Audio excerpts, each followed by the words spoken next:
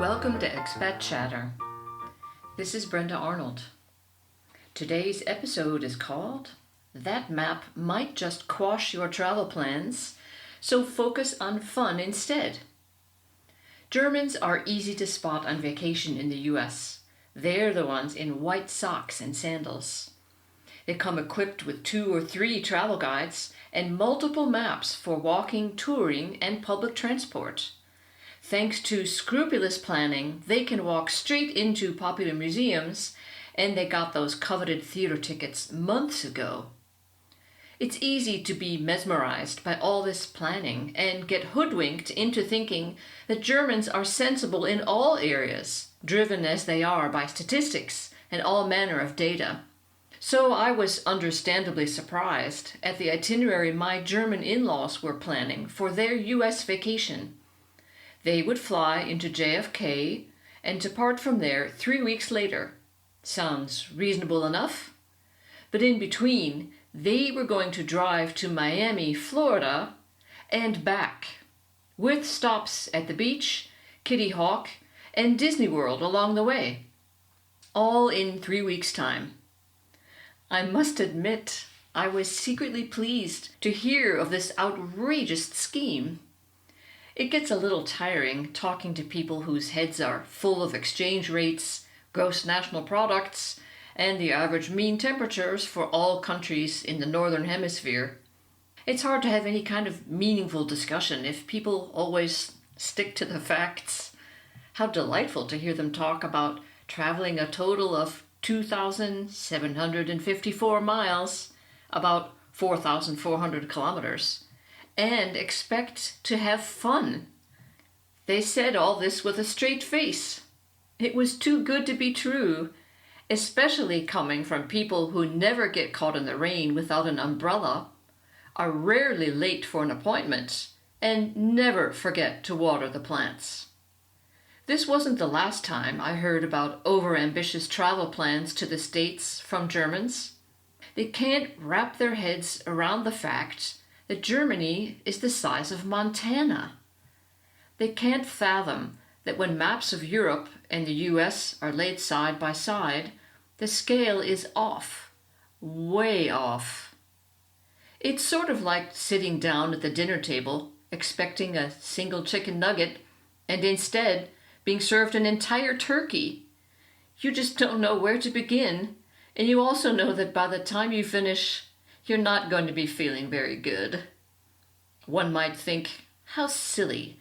A glance at the map legend will tell you how to convert the distance on the map to reality. It may be 4 centimeters from Munich to Hamburg, about an 8-hour drive, but that doesn't necessarily convert to the same distance on a US map. And who in their right mind drives from New York to Florida, a 19-hour drive?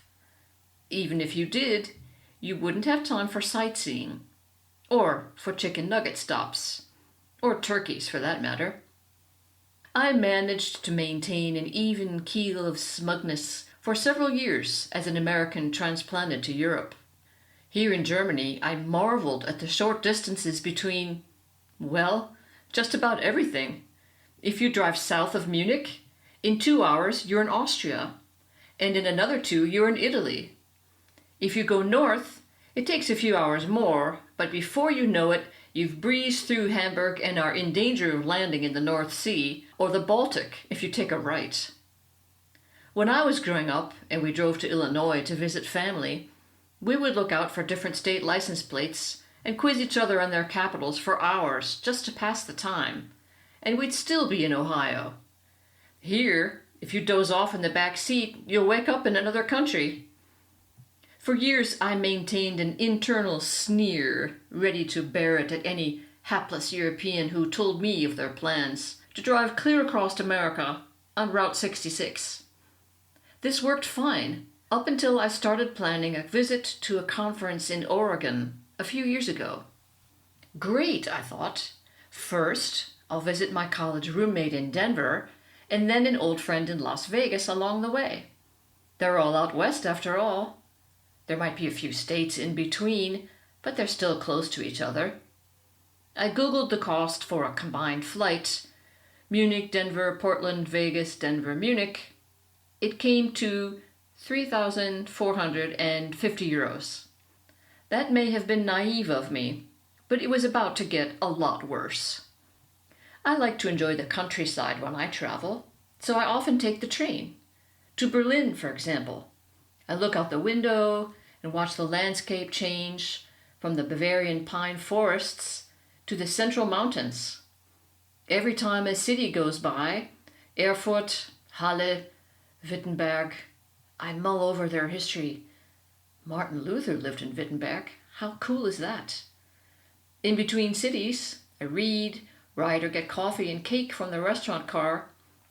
It just doesn't get any better than this. The American West is even more picturesque than Germany. Why not take a train and see the Rockies from the window? Abandoned silver mines, ghost towns, fir trees clinging to slopes. Heck, with a bit of luck, I might even see a mountain lion. I recalled gruesome reports of these big cats ambushing unsuspecting mountain bikers laboring up an incline. Then reality struck in the form of the Amtrak website. A train? I wanted to take a train from Colorado to Oregon? What was I thinking? There's no train. The US has a lousy passenger rail system, unless you live on the East Coast between Boston and Washington. Out west, I would have to take a bus, just like the Greyhound bus I took when I was a starving student. The trip from Washington to Cleveland required changing buses at 3 a.m. in Pittsburgh. Slow, but cheap. This bus ride would take 1 day, 6 hours, and 19 minutes. Non-stop. Chicken nuggets not included. I finally had to face the facts. I had completely lost touch with the realities of American geography. Europe had warped my mind into thinking in terms of trains, buses, and quick scenic hops. I broke down and booked individual flights. No gazing out the window at fir trees, mountains, and definitely no wildcats, just clouds. At least I would spend 3 weeks with friends, rather than bumping along in a bus. I'll leave that to the Germans. My in-laws finished their vacation with a flourish by parking their rental car in a no-parking zone in Philadelphia. Returning exhausted from a long day of sightseeing, they discovered their car had been towed. With the help of a dictionary in those pre-internet days, they eventually figured out what had happened, and several $100s later recovered their car. Ah yes, the joys of travel. With the latest release of American Geography 2.0 newly installed in my brain, I could once again realistically assess how to get from point A to point B. Rarely in a train, sometimes in a car, and out west, always by plane. And just for the record, you can never ever walk to the grocery store.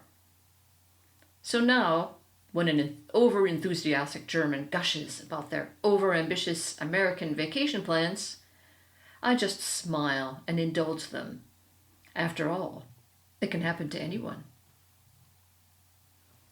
Thanks for listening. See you next time.